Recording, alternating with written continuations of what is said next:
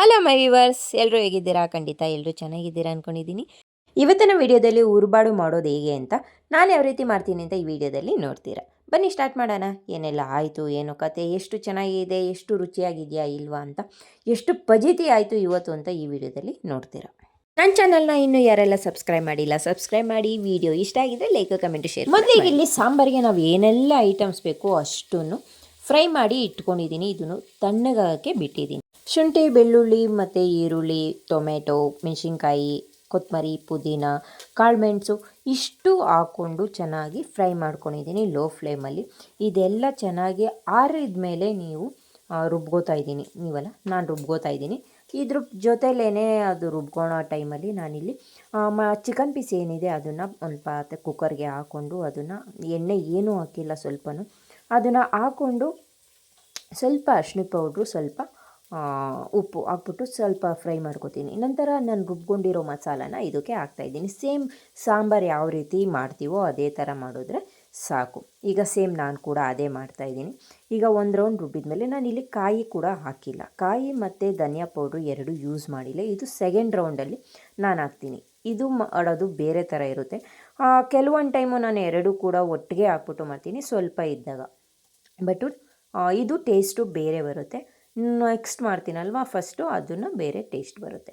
ಇವಾಗ ನಾನು second round ರುಬ್ಬಕ್ಕೆ ಹಾಕ್ಕೊತಾ ಇರೋ ಮಸಾಲ, ನಾನು ಧನಿಯಾ ಪೌಡ್ರ್ ಹಾಕ್ಕೊತಾ ಇದ್ದೀನಿ. ಇಲ್ಲಿ ಮನೆಯಲ್ಲೇ ಮಾಡಿರುವಂತಹ ಧನಿಯಾ ಪೌಡ್ರು. ಇದರಲ್ಲಿ ಮೆಣಸಿನ್ಕಾಯಿ ಕೂಡ ಫ್ಲೇವರ್ ಇರುತ್ತೆ. ಇದನ್ನು ಸ್ವಲ್ಪ ನೀರು ಹಾಕ್ಬಿಟ್ಟು ಜಾರಲ್ಲಿ ಅದಕ್ಕೇ ಮಿಕ್ಸ್ ಮಾಡ್ಕೋತಾ ಇದ್ದೀನಿ. ಆವಾಗ ನಮಗೆ ನೀಟಾಗಿ ಮಿಕ್ಸ್ ಆಗುತ್ತೆ. ಜಾರಿಗೆಲ್ಲ ಕಚ್ಕೊಳ್ಳಲ್ಲ, ಗಂಟು ಬರಲ್ಲ ಅಂತ ಆದ ಕಾರಣಕ್ಕೆ. ಇದು ಆದಮೇಲೆ ಮತ್ತೆ ನಾನು ಇದಕ್ಕೆ ಒಂದು ಬೌಲು ಫುಲ್ಲು, ಅಂದರೆ ಒಂದು ಓಲ್ ಫುಲ್ಲು ಕಾಯಿ ತುರಿ ಹಾಕ್ಕೋತಾ ಇದ್ದೀನಿ. ಕಾಯಿ ತುರಿ ಸ್ವಲ್ಪ ಹಾಕ್ಕೊಂಡು ಹುರ್ಗಡ್ಲೆ ಕೂಡ ಹಾಕ್ಕೊಂಡ್ರು ಚೆನ್ನಾಗಿರುತ್ತೆ. ಇದು ಹಾಕಿದ ಮೇಲೆ ನೀರು ಹಾಕ್ಕೊಂಡು ಎಷ್ಟು ಬೇಕೋ ಅಷ್ಟು ನೋಡಿಕೊಂಡು ಚೆನ್ನಾಗಿ ನುಣ್ಣಗೆ ರುಬ್ಕೊಳ್ಳಿ. ಆದಷ್ಟು ನುಣ್ಣಗೆ ರುಬ್ಕೊಂಡಷ್ಟು ಸಾಂಬಾರು ತುಂಬ ಚೆನ್ನಾಗಿ ಟೇಸ್ಟಾಗಿ ಬರುತ್ತೆ. ಅದಾದಮೇಲೆ ನಾನು ಈಗ ಆಗಲೇ ಮಸಾಲೆ ಹಾಕಿದ್ನಲ್ಲ ಅದ್ರ ಜೊತೆಗೇ ಈಗ ಕಾಯಿ ತುರಿ ಮತ್ತು ಪೌಡ್ರು, ಧನಿಯಾ ಪೌಡ್ರ್ ಹಾಕಿರೋ ಮಸಾಲೆ ಕೂಡ ಇದಕ್ಕೆ ಹಾಕ್ಕೊಂಡು ಮಿಕ್ಸ್ ಮಾಡ್ಕೋತೀನಿ. ಈಗ ಮಸಾಲೆ ಎಲ್ಲ ಹಾಕಿದ ಮೇಲೆ ಲಾಸ್ಟಲ್ಲಿ ಇನ್ನೇನು ಕ್ಯಾಪ್ ಹಾಕಿ ವಿಷಲಿಗೆ ಕೊಡ್ತೀವಿ ಅನ್ನೋ ಟೈಮಲ್ಲಿ ಆ ಮೊಟ್ಟೆ ಇರುತ್ತಲ್ಲ ಅದನ್ನು ಹಾಕ್ಬಿಟ್ಟು ಒಂದು ಕುದಿ ಬರೋ ತನಕ ಬಿಟ್ಬಿಡ್ತೀನಿ. ಆ ಕುದಿ ಬಂದ ಮೇಲೆ ಟೇಸ್ಟ್ ಎಲ್ಲ ನೋಡಿಕೊಂಡು ಉಪ್ಪು ಖಾರ ಏನಿದೆ ಅದೆಲ್ಲ ನೋಡಿಕೊಂಡು ವಿಷಲ್ ಹಾಕಿ ವಿಷಲ್ ಬಿಡಿಸ್ತೀನಿ. ನೆಕ್ಸ್ಟು ವಿಷಲ್ ಫುಲ್ಲು ಬಿಡಿಸಿದ ಮೇಲೆ ಇಲ್ಲಿ ನಾನು ಪೀಸ್ಗಳ್ನ ಸಪ್ರೇಟ್ ಮಾಡ್ಕೋತಾ ಇದ್ದೀನಿ. ಎಷ್ಟು ಬೇಕೋ ಅಷ್ಟು ಕೂಡ ತೊಗೋಬೋದು, ಇಲ್ಲ ಪೂರ ಸಾಂಬಾರು ಸಪ್ರೇಟು, ಚಿಕನ್ ಸಪ್ರೇಟ್ ಕೂಡ ಮಾಡ್ಕೋಬೋದು. ಈಗ ನಾನು ಸಾಂಬಾರನ್ನ ಸಪ್ರೇಟ್ ಮಾಡ್ಕೋತಾ ಇದ್ದೀನಿ. ಇವತ್ತಿನ ಪದ್ಧತಿ ತುಂಬಾ ಪ್ರಾಬ್ಲಮ್ ಆಯಿತು ನನಗೆ. ಮಿಕ್ಸಿ ಕೂಡ ಪ್ರಾಬ್ಲಮ್ ಆಗಿ ಕೆಟ್ಟೇ ಹೋಯಿತು. ಆದ್ದರಿಂದ ಸ್ವಲ್ಪ ನುಣ್ಣಗೆ ರುಬ್ಬಕ್ಕಾಗಲಿಲ್ಲ, ತರಿಯಾಗೇ ಇದೆ ಕಾಯಿ ತುರಿ ಅದೆಲ್ಲ. ಸರಿ, ಇನ್ನೇನು ಮಾಡೋಕ್ಕಾಗಲ್ಲ ಅಂದ್ಬಿಟ್ಟು ಹಾಗೇ ರುಬ್ಬಿಟ್ಟು ಈಗ ನೆಕ್ಸ್ಟು ನಾನೀಗ ಫ್ರೈ ಮಾಡ್ಕೊಳ್ಳೋಕ್ಕೆ ರೆಡಿ ಮಾಡ್ಕೋತಾ ಇದ್ದೀನಿ. ಸೇಮ್ ಒಂದು ಕುಕ್ಕರಿಗೆ ಅದನ್ನು ಬೇಯಿಸಿರೋ ಅಂಥದ್ದೇ ಇತ್ತು. ಅದಕ್ಕೆ ಎಣ್ಣೆ ಹಾಕ್ಕೊಂಡು ಈಗ ಜಜ್ಜಿರೋ ಅಂತಹ ಬೆಳ್ಳುಳ್ಳಿ ಹಾಕ್ಕೊಂಡು ಚೆನ್ನಾಗಿ ಸ್ವಲ್ಪ ಫ್ರೈ ಮಾಡಿಕೊಂಡು ಅದ್ರ ಜೊತೆಗೆ ಬೆಳ್ಳುಳ್ಳಿ ಮತ್ತು ಹಸಿರು ಮೆಣಸಿನ್ಕಾಯಿ ಫಸ್ಟ್ ಹಾಕ್ಕೊಂಡು ಸ್ವಲ್ಪ ಘಾಟ್ ಹೋಗೋ ತನಕ ಉರಿಬೇಕಾಗುತ್ತೆ. ಲೋ ಫ್ಲೇಮಲ್ಲಿ ಇಟ್ಕೊಳ್ಳಿ, ಇಲ್ಲಾಂದರೆ ಘಾಟ್ ಜಾಸ್ತಿ ಆಗಿಬಿಟ್ಟು ಕೆಮ್ತಾನೆ ಇರಬೇಕಾಗುತ್ತೆ.